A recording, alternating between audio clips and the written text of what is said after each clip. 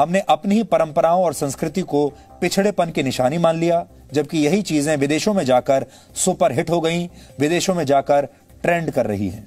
प्राचीन काल से भारत में योग जीवन का बहुत महत्वपूर्ण हिस्सा है, लेकिन भारतीयों ने इसे तब अपनाया जब योग योगा हो गया।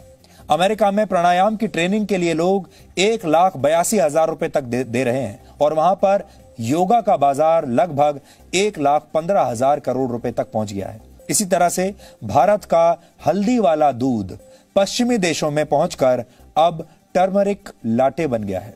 इटालियन भाषा में लाटे का मतलब होता है दूध, यानी इसका मतलब भी वही है, हल्दी वाला दूध। तो हल्दी वाला दूध जब आपको यहां भारत में बताया जाएगा तो आप उसकी कद्र नहीं समझेंगे, लेकिन जब यह कहा जाएगा कि आप टर्मरिक लाटे पी लीजिए तो आप मुंह मांगा पैसा देकर उसे खरीदेंगे।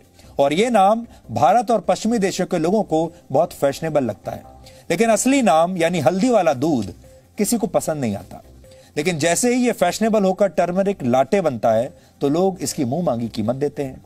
आजकल भारत समेत कई देशों में आपको टर्मरिक लाटे आसानी से मिल जाएगा और बड़ी बड़ी मल्टीनेशनल कंपनियां जो इससे पहले आपको कॉफी बेचा करती थी, अब अपने आउटलेट्स में टर्मरिक लाटे भी बेच रही हैं।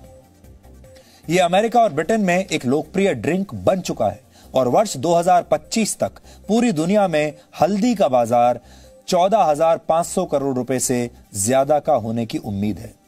भारत के गांवों में टूथब्रश के बदले नीम के दांतों का प्रयोग अक्सर किया जाता है और वहां यह बिल्कुल मुफ्त में मिलता है, लेकिन विदेशों में इसे च्यू स्टिक्स का नाम दिया गया है और इसकी कीमत 200 रुपए तक होती है। आपने अपने बुजुर्गों को अक्सर गांव में चारपाई का इस्तेमाल करते हुए जरूर देखा होगा। हमारे गांव में आज भी आपको चारपाइयां मिल जाएंगी। भारत में एक चारपाई की कीमत औसतन लगभग 500 रुपए के आसपास होती है, लेकिन ऑस्ट्रेलिया में ऐसी चारपाई 50,000 रुपए में बिक रही है और वहां इसे ट्रेडिशनल इंडियन डे बेड के नाम से बेचा जा रहा है। हमारे देश में गौमूत्र को लेकर बहुत सारे लोगों के मन में गलत धारणाएं हैं, लोग मजाक उड़ाते हैं।